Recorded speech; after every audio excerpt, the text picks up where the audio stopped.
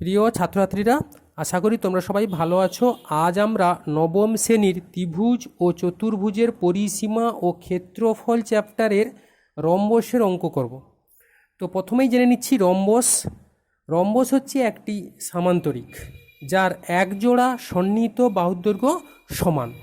তো আমি একটা ছবি আঁকছি, তাহলে সামান্তরিক মানে তার বিপরীত বাহুগুলো পরস্পর সমান্তরাল এবং সমান।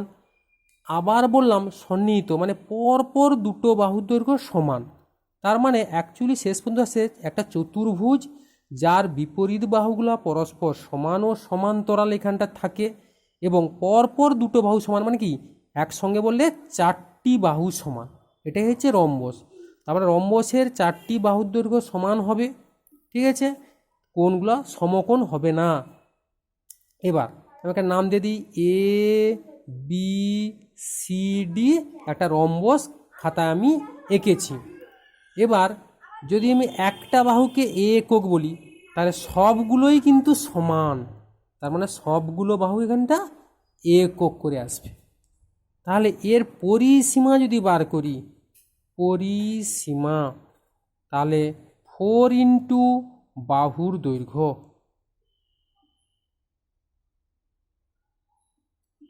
তার মানে 4a একক, এটা পরিসীমা বেরিয়ে গেল। এবার যদি ক্ষেত্রফল বার করি, ক্ষেত্রফল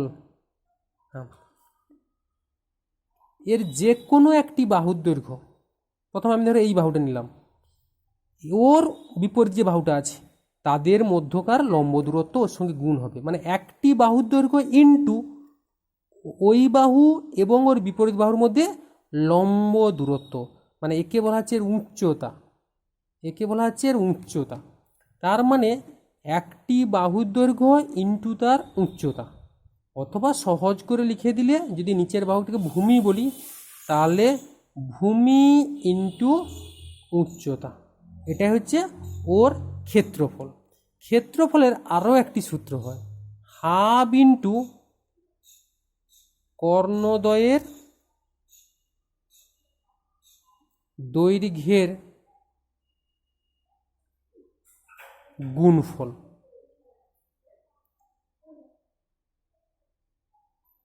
ব্যাস, তাহলে আমরা দুটো সূত্র এখানে লাগাতে পারি রম্বসের ক্ষেত্রফলের ক্ষেত্রে। একটা আছে ভূমি ইন্টু উচ্চতা, আর একটা আছে হাফ ইন্টু কর্ণ। ধরো টানলে এসি একটা কর্ণ আর একটা কর্ণ হবে বিডি একটা কর্ণ, তাহলে হাফ ইন্টু দুটো কর্ণের দৈর্ঘ্যের গুণফল, এটাই হচ্ছে রম্বসের ক্ষেত্রফলের সূত্র। যাক, এই সূত্রগুলো দিয়ে রম্বসের অঙ্কগুলো হবে। আমরা চলে যাচ্ছি বইতে, কষিয়ে দেখি 15.3 এর 6 দাগের অঙ্ক।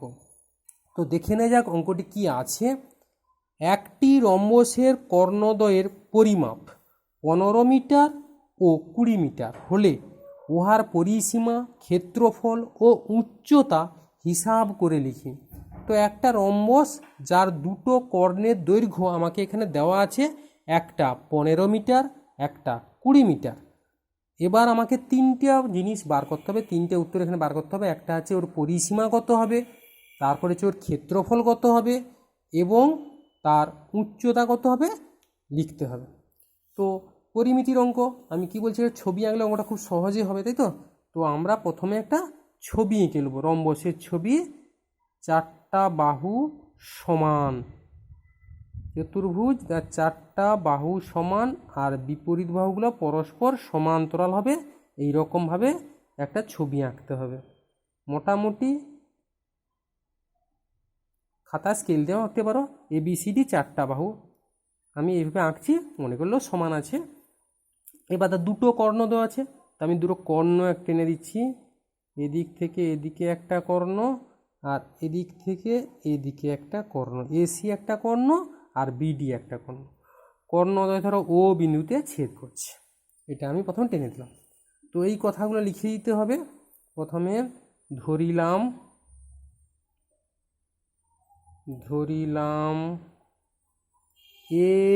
ABCD রম্বস, রম্বসের কর্ণ এসি, এসি মানে এইটা ছোটটা, তাহলে কত ধরবো 15 মিটার, কমা কর্ণ বিডি কত দেওয়া আছে বড়টা 20 মিটার, এখানে লিখে দিই, এবং কর্ণদ্বয়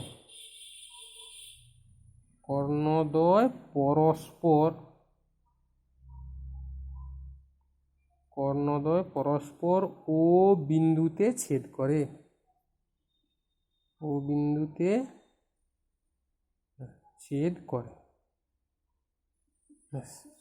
এবার রম্বসের কর্ণদ্বয় পরস্পরকে সমকোণে সমদ্বিখণ্ডিত করে, এরকম একটা উপপাদ্য আমরা শিখে এসেছি, ওটা লিখে দিই। আমরা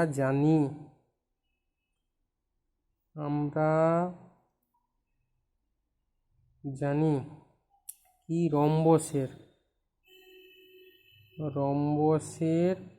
কর্ণদ্বয় পরস্পরকে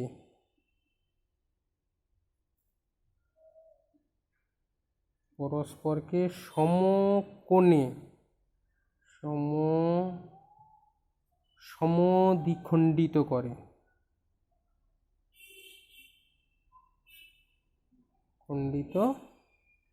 করে, তার মানে কি এই কর্ণ আর এই কর্ণ, এই যে দুটো কর্ণ আছে ও বিন্দুতে তারা নিজেরা সমদ্বিখণ্ডিত হয়, এবং এই যে কোণগুলো উৎপন্ন হচ্ছে সবগুলো কোণই সমকোণ মানে 90 ডিগ্রি।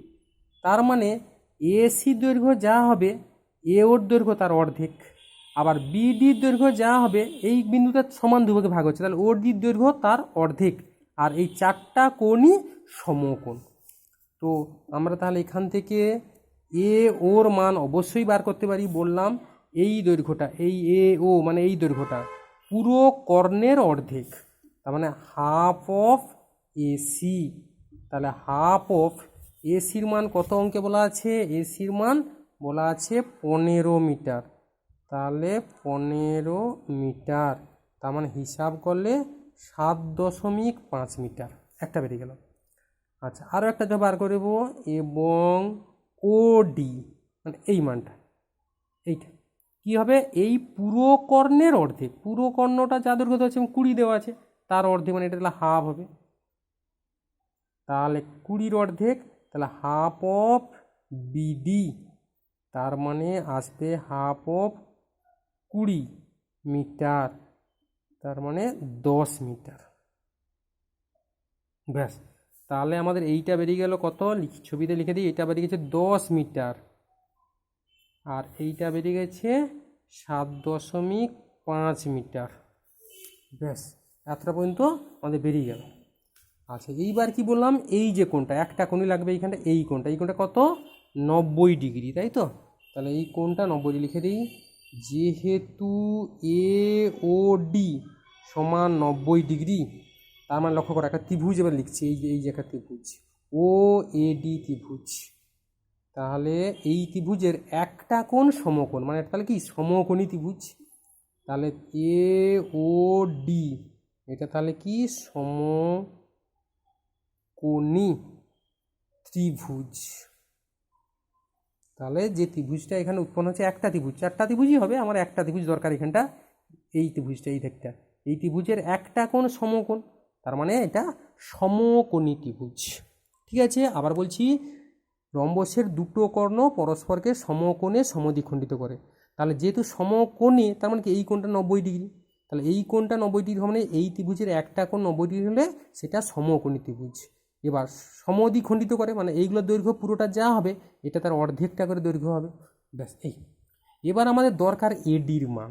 দেখো এইটা আমাদের সমকোণী ত্রিভুজ, 90 ডিগ্রির বিপরীত বাহুটা হচ্ছে অতিভুজ, তার মানে এই ত্রিভুজের ক্ষেত্রে এইটা কিন্তু আমাদের অতিভুজ, এই বাহুটা, তাহলে এটি অতিভুজ হয়, তাহলে আমরা পিথাগোরাসের উপপাদ্য অনুযায়ী কী লিখতে পারি, অতিভুজের স্কোয়ার সমান লম্ব স্কোয়ার প্লাস ভূমি স্কোয়ার, সেইটা লিখে দেব, তাহলে এটা সমকোণী ত্রিভুজ, অতএব তাহলে এ ডি স্কোয়ার মানে অতিভুজের স্কোয়ার, এ ডি স্কোয়ার সমান লম্ব মানে এ ও স্কোয়ার প্লাস ও ডি স্কোয়ার, ডান ধারে লিখে দেব পিথাগোরাসের উপপাদ্য। পিথাগোরাসের উপপাদ্য থেকে, ব্যাস পিথাগোরাসের উপপাদ্য থেকে এটা লিখলাম। এবার আমাদের যেটা প্রশ্ন আসবে সেটা হচ্ছে এডির মান বার করতে হবে, তাই তো? তাহলে এডি সমান আমি বর্গমূল করে দিচ্ছি, উভয় পক্ষে বর্গমূল করে দিলাম। এরপরে আমরা মানগুলো বসিয়ে দেবো। আচ্ছা, ওর মান একটু আগে বার করছি 7.5 তার স্কোয়ার। ও ডির মান বার করছি 10 স্কোয়ার এবং এককটা হবে কি মিটার। মান যখন বসিয়ে দিলাম তখন মিটারটা লিখবে। যখন এরকম এডি ও লেখা আছে মিটার লেখা দরকার নেই, তারপর মানটা বসালে মিটারটা লিখে দিবে। হ্যাঁ, এবার এইগুলোকে ক্যালকুলেশন করে লিখতে হবে। 7.5 স্কোয়ার করলে কি হবে, একটা সহজ সূত্র আছে, দেখো ধরো 75 যদি গুণ করে স্কোয়ার আছে, 5 5 25 বসিয়ে দাও। আর 7 এখানে 7 আছে, এখানে 7 আছে, একটা 7-এর সঙ্গে 1 যোগ করো মানে 8 হবে, 8 7 56। এটা হচ্ছে এরকম গুণ করে, একই দুটো 25-এর সংখ্যা থাকলে এরকম গুণ করে। ধরো আমি 25 গুণ করবো, দেখো এটাই নিয়ম। 5 5 25, 5 5 25, একটার সঙ্গে একটা 1 যোগ করলো, তাহলে 3 3 2 6, তাহলে 625। এবার দশমিক এখানে আছে, এখানে আছে মানে এখানে থাকবে, তাহলে 56.25 আর 10 10-এ 100, তার মানে 156.25 মিটার হয়ে গেল। এবার যেটা প্রশ্ন আসছে আমাদের, এইটাকে বর্গমূল করতে হবে। তাহলে বর্গমূলটা ঠিক উল্টো নিয়ম। ধরো 25 আছে, 25 তাহলে কী হবে 0.5। এবার 56, দেখো 12 আর 13 গুণ করো, দেখো 156 আছে এখানটা, তাহলে কত বুঝবে 12, তাহলে 12.5 মিটার। তুমি উল্টো দিকে গুণ করো, আবার বলছি 12.5 মিটার, এটা গুণ দুবার করলে কী হবে দেখো 12.5, আরেকবার দেখাচ্ছি, আর 12.5 এটা গুণ করব। প্রথমে 5 5 25, দশমিক বসে যাবে।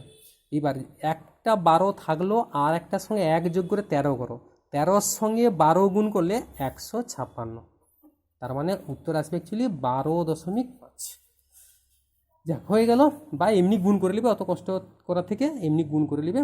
তার মানে আমাদের এডি বেরিয়ে গেছে। এডি বেরিয়ে গেছে মানে কি, রম্বসের বাহুর দৈর্ঘ্যগুলো বেরিয়ে গেল। সব বাহু তো সমান, যে কোনো একটা বাহু বার করলে সবগুলোই বেরিয়ে গেল। তাহলে ওইখানে একটা লিখিয়ে দেবো, অতএব রম্বসের বা রম্বসটির, মানে এই অঙ্কে যে রম্বসটি আছে, বাহুর দৈর্ঘ্য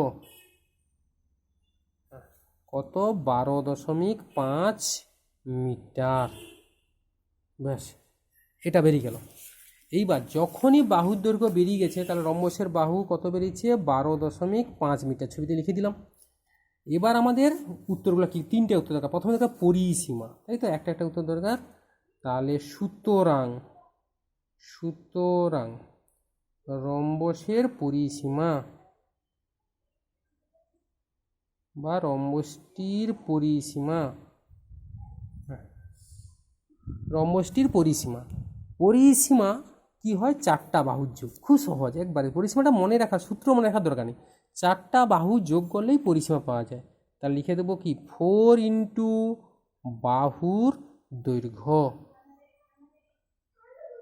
তাহলে 4 ইন্টু 12.5 মিটার, তার মানে 50। 12.5-কে 4 দিয়ে গুণ করলে 50, তাহলে 50 মিটার। এটা হচ্ছে তার পরিসীমা বেরিয়ে গেল। এবার চাইছে রম্বসের ক্ষেত্রফল, তাই তো, রম্বসটির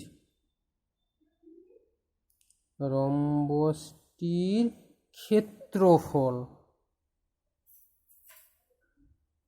সবাই সূত্র জানি, এক্ষুনি বলে গেলাম, হাফ ইন্টু কর্ণ দুটির দৈর্ঘ্যের গুণফল, তার মানে কত হবে, হাফ ইন্টু একটা 15 মিটার, একটা 20 মিটার, গুণ হবে বর্গ মিটার।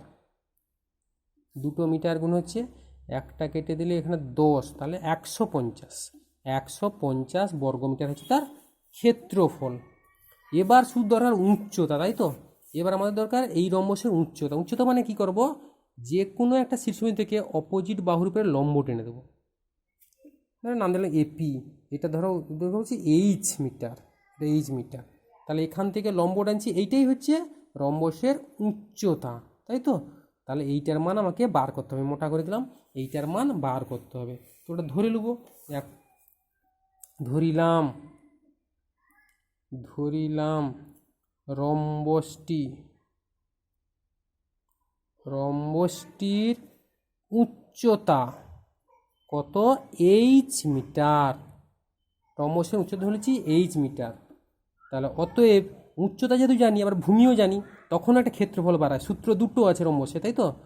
তাহলে রম্বসটির ক্ষেত্রফল, আগে একটা নিয়মে বাড়াইছে হাফ ইন্টু কর্ণদের গুণফল, এখন বার করব। তাহলে রম্বসের একটি বাহুর দৈর্ঘ্য, রম্বসের একটি বাহুর দৈর্ঘ্য ইন্টু উচ্চতা, এটা একটা সূত্র হয়। তাহলে একটা বাহু 12.5 মিটার গুণিতক মিটার, তাহলে 12.5 ইন্টু বর্গ মিটার। এটা আমাদের হচ্ছে রম্বসের ক্ষেত্রফল। তাহলে ক্ষেত্রফল আমাদের তাহলে দু রকম নিয়মে বেরিয়েছে। তাহলে দুটো তো সমান, একটাই তো রম্বস। একটা বার করছি হাফ ইন্টু কর্ণদের গুণফল করে, আর একটা করছি এই ভূমি ইন্টু উচ্চতা করে। তাহলে আমাদের এক্ষেত্রে 12.5 সমান আগের মানটার সঙ্গে দুটো ক্ষেত্রফল সমান, বা এর মান 150/12.5, দশমিক তুললে 125/10 উল্টি যাবে। তাহলে 150 আর এদিকে 125, উপরে একটা শূন্য চলে এলো, এটা উল্টি দিলাম। এবার কাটাকাটি করি, 25 দেখালে 25 5-এ 125, এবার 25 6 150 আর 0 60, তারপর 12 5-এ 60, তাহলে কত আসে? 12। তাহলে উচ্চতা 12 মিটার আসছে। ঠিক আছে, এবার সবগুলো উত্তর লিখে দেব। অতএব